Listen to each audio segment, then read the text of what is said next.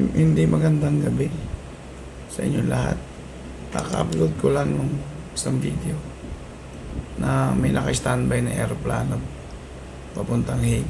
Puta, tangina, dinampot na pala lumipad na si former Duterte. Ang pakahayop naman ng bansa natin. Oh. Pinamigyan niyo yung matanda dun sa mga dayuhan. Kaya ko lang nalaman, nag-message, nag-work ako eh. Kaya ko lang nalaman, nag-PM sa akin yung pinsan ko. Naiyak daw siya sa napanood niya. Lumipad daw siya, hindi kong, pagod nga naman yung tao galing ng Hong Kong. Walang pahinga. Gusto, hindi na naawa sa matanda. Tangina. Nawala tuloy ako sa focus sa trabaho ko. Nabasa ko pa yung PM ng pinsan ko. Naiyak daw siya kasi naman, pagod na pagod yung matanda galing ng Hong Kong. Ganun nyo lang pinamigay si Digo? Anak ng puta. Sino may pakala nito? Bakit ganun nyo lang pinamigay yung tao doon? Pwede namang dito ulit. Anong otoridad meron yung ICC para sila maglitis kay Duterte? Pwede namang dito litisin. Tsaka, wala bang nagawang maganda si Duterte? Makakaawa na may matanda.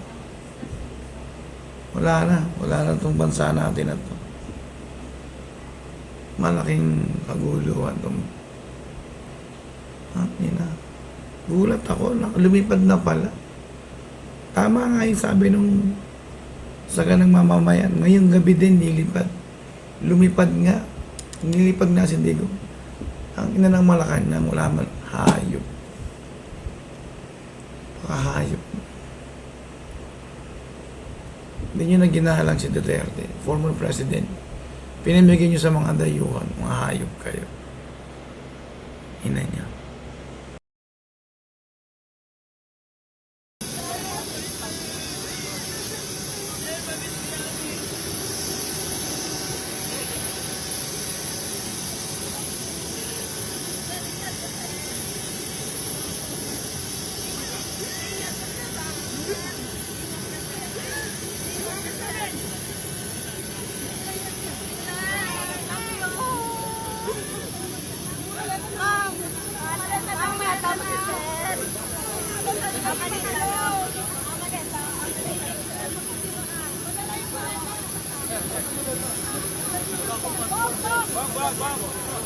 Alam lang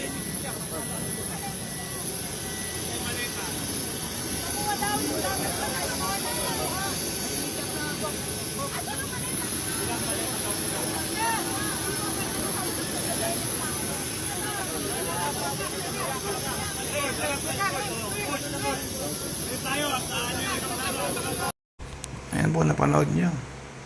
Ang ina. Ang kalungkot to. At yung pinamigay si Duterte, putang ina ng PNP. Tangina na ito ni Torre. Ayop. PNP, putang ina nyo nung nakaupo si Digong.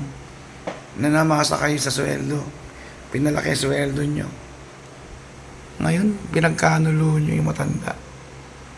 Ayop kayo. Malacanang, wala man lang bang sinabi. Ganun nyo lang pinamigay sa mga dayuhan.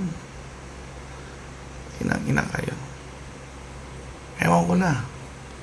Bahala na kayo dyan. Putangin. Grabe to.